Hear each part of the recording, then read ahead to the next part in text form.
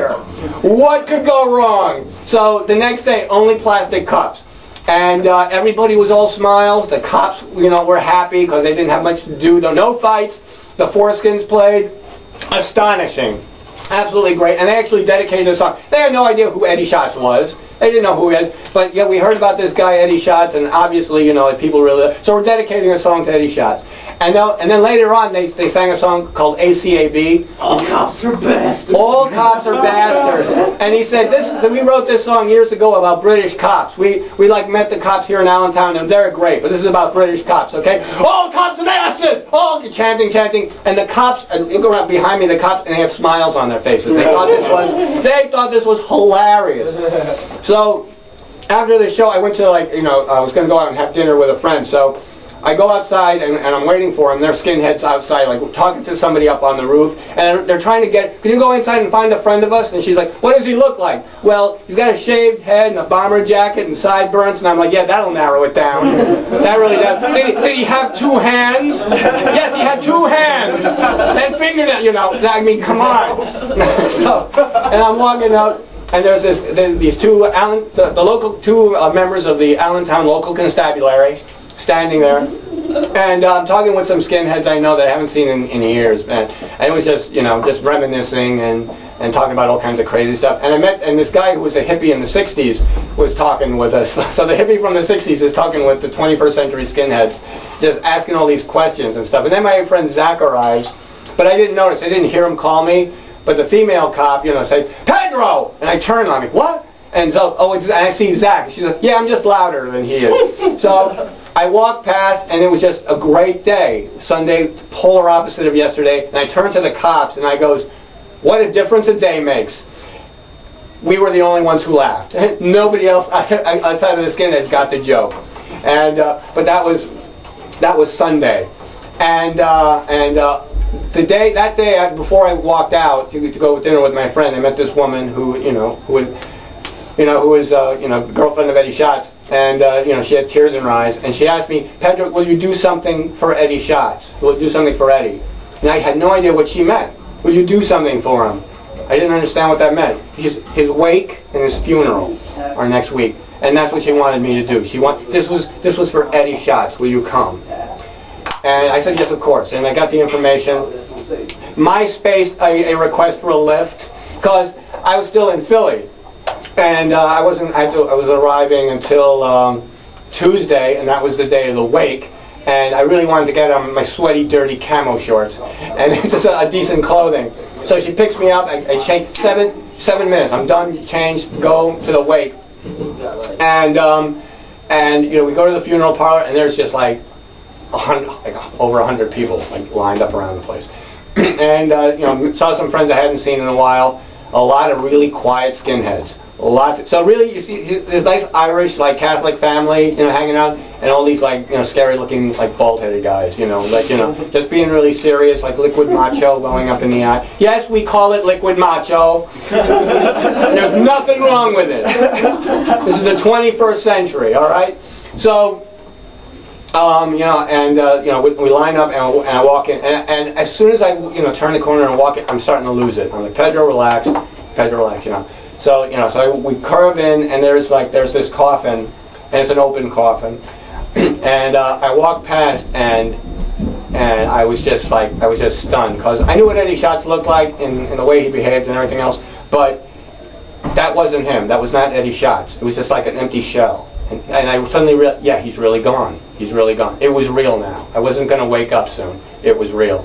And so, eventually, it was like raining. It was the mood that I was in. There's gray clouds and lots of rain. And as I was at the Railway train station to go to Perth Amboy to get picked up, it was just all gray. And there was this little patch of blue, in the sky. And I saw these gray clouds slowly coming together like a door. And there's this blue sky, and it closes like a gate against this blue sky, and I was just like, bye, Eddie, bye. And that night I had a really scary nightmare, really scary nightmare. And then the day of the funeral came, when I was going to wait, and that day I had truly terrifying nightmare, like fighting off demons and everything else. And there's this point in a lot of people when you're having a dream where, hey, wait a minute, I'm having a dream. This is a dream. I can do something. And so, I had seen a bootleg of the Fantastic Four recently. So I'm thinking, I'll just like burst into flames and get rid of these things. Unfortunately, I did not say flame on. Had I said that, I figured it would have worked. But I was just trying to will it, and it wasn't working. And I said, okay, I have to wake up. I have to wake up. But you see, when you're dreaming, you are paralyzed. A little thing in your brain switches off, and you cannot move. And so I have to move something. And so I moved one of my fingers on my left hand. It just happens to be this one. Just a coincidence, I'm sure. And then like a light going, I was awake. And I was actually afraid of going back to sleep because I was afraid of going back into that thing. So the day of the funeral comes, and again there are like hundreds of people around, and we go through the whole ceremony, and again you're gonna hold it together, Pedro. You're gonna hold it together, and again the final farewell, and there was the drive out to the mausoleum where he's gonna be laid to rest, and of course they had the bagpipes. They had the bagpipes there. Yeah. And so I was perfectly fine, very like stoic, like an ancient Spartan warrior, very stoic. And until then the bagpipes start playing, that's when I start losing it. I'm just like standing there, the liquid macho is welling up, and I can just feel him going just down my face, just like that. And finally it was over, and no nightmares after that. I was perfectly fine. For some reason, I was perfectly fine.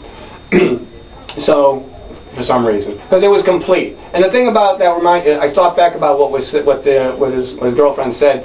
Do something. Will you do something for Eddie? Do something for Eddie. And it was like just being present.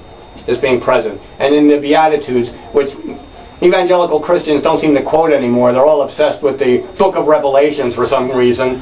Always looking forward to the end of the world. I mean, why obsess about it? Billions of years from now, the sun will expand into a red giant and consume the earth in its thermonuclear fire. I'm good with that. That's fine. I don't care. But the Beatitudes, nobody reads. And there was this one line, blessed are those who mourn, for they shall be comforted. I totally understood it now. Before there was just words, I got it. This idea that you give, you get. And that was the most clear at that moment, because I gave myself and my body basically to this space, and what I got was comfort.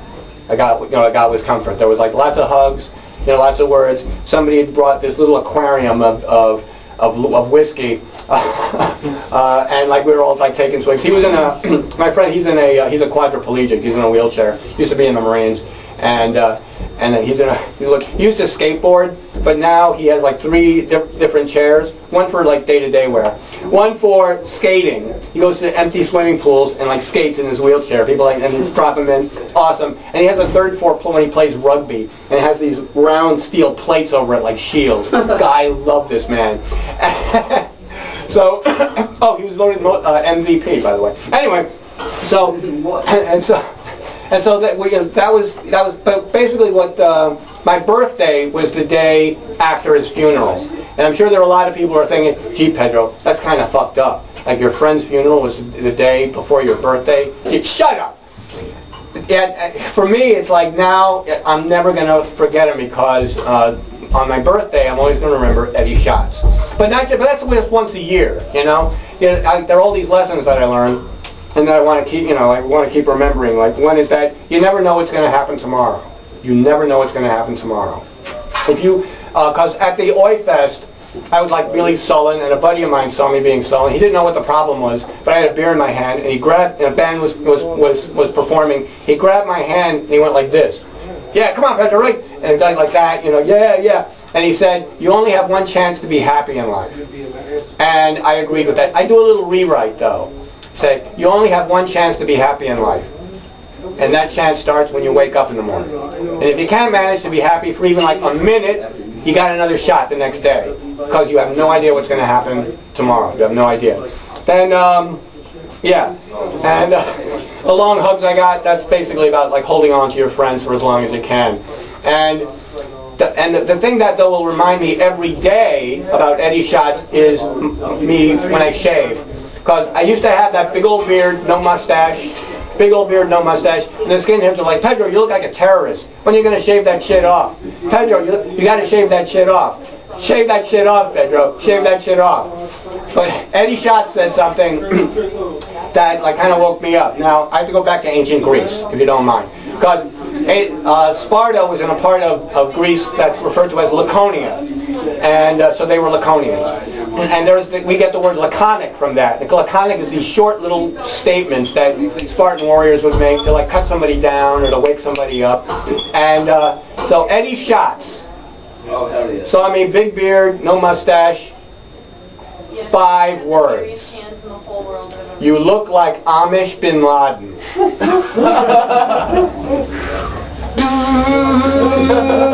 Never again will I grow a beard. Never again. Every time I shave, I'm going to think of that about being, 100%. Because Eddie Schatz was 100%. 100%. I never say, I say like nothing's 100%. He was like 100% honest and 100%, obviously 100% honest and 100% loyal and everything else. And so that's, every time I shave, in the morning, that's me waking up to that. That was my week. Thanks for your time. Woo!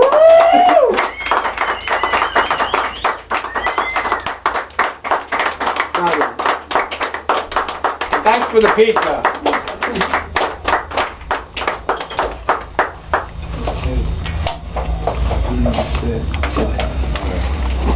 I'm going to turn this off. That button right there. This.